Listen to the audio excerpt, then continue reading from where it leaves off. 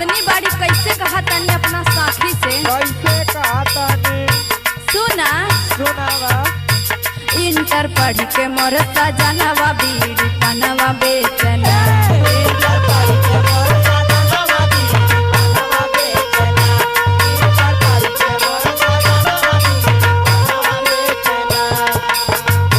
बीड़ी पनवा बेचना हो बीड़ी पनवा बेचना। इंटर पढ़ के मोर सजनवा बीड़ी पनवा बेचना।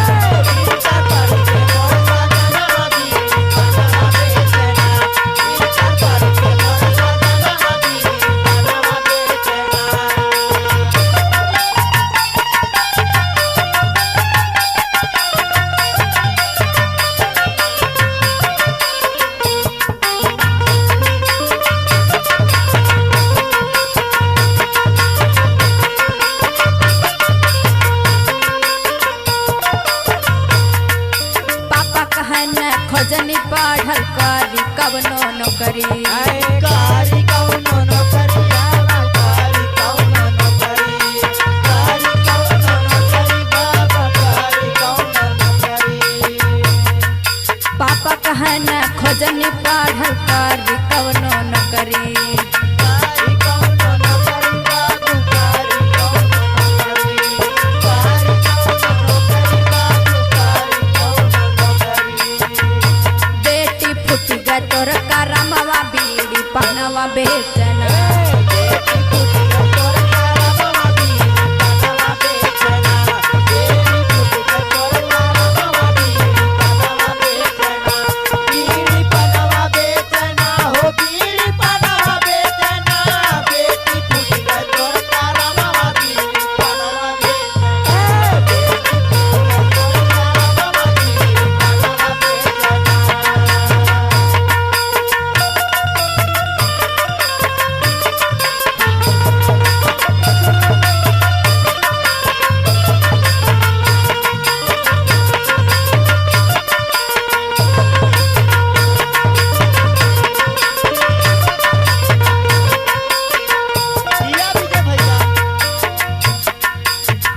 कहना खोजनी पढ़ल करी कौनो नौकरी।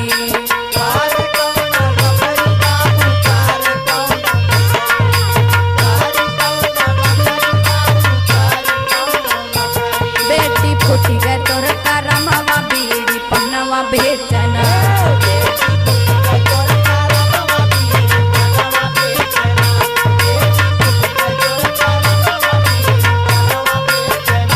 बीड़ी पनवा बेचना हो बीड़ी पनवा बेचना।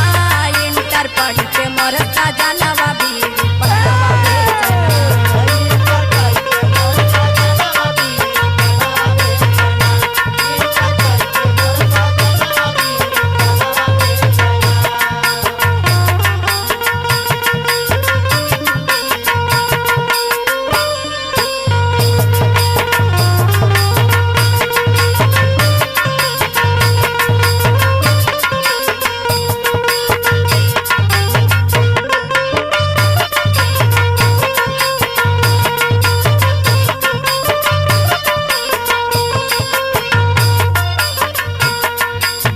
भैया कहना खोजनी पढ़ल करी कवनो नौकरी।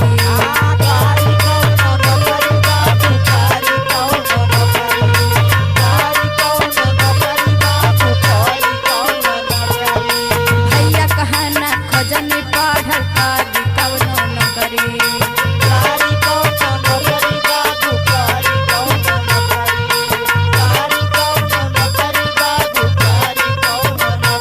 बहिनी फूट गए तोर करमवा बीड़ी पनवा बेचना।